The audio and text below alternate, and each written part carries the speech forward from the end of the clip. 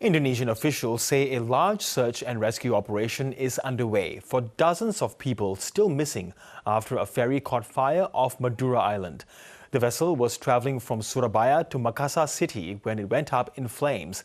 Our Indonesia correspondent Tim Swanston has been following the story and joins me now from Jakarta. Tim, hi there. So what is the latest with the search and rescue operation? Good evening, Girish. Yeah, look, this fairly significant search and rescue operation is still unfolding off Madura Island. That's just off the northeast of Java. Now, we do know that that's, of course, being coordinated by Indonesia's search and rescue agency, Basarnas. Indonesia's Navy is also involved. Some 7 naval ships are involved in that rescue effort. They've also got a helicopter as well, scouring the sky, scouring the water rather, for any survivors. Now, of course, this has all been triggered by that ferry fire that took place yesterday morning, this large passenger and vehicle ferry that was travelling from Surabaya to Makassar. Now, part of the issue here, though, is that rescuers don't know exactly how many people it appears that they're searching for. There appears to be an issue with the manifest for the ferry, and so it appears that there could be, in fact, more people that were listed on the manifest that were actually on the ferry. So some 230 people have been rescued. About 5 people have been killed in this ferry fire.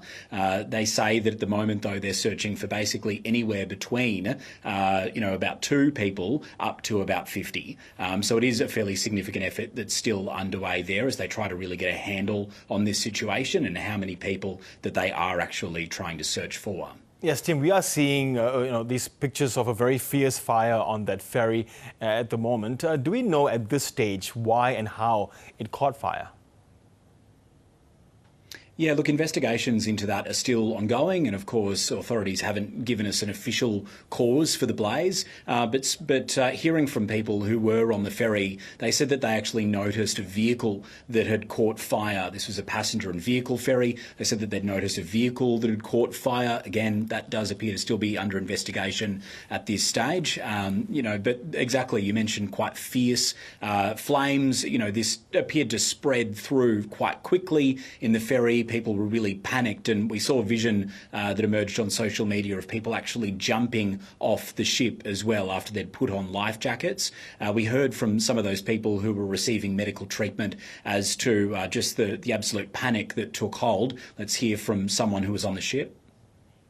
Many were only using the life vest and did not get time, including me, to go to the lifeboat. There was no time. The fire developed so quick. We then were swimming in a group, holding each other, approaching the rescue boat. It takes 3 to 4 hours in the water. So, Tim, ferry accidents are not uncommon in Indonesia right now. What do we know about the sort of safety standards being enforced by companies or individuals that manage these passenger ferries?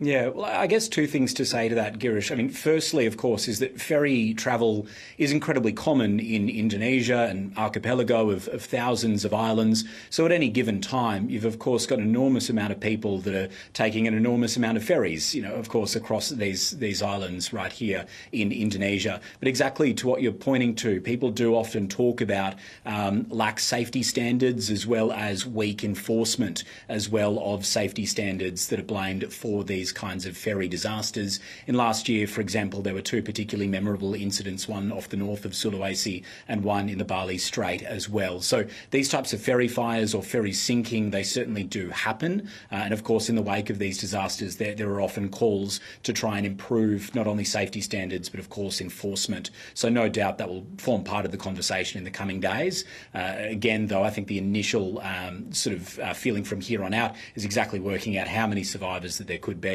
or how many people they're searching for in these waters as these rescue efforts continue, Girish. Okay, Indonesia correspondent Tim Swanston, thanks very much for that update.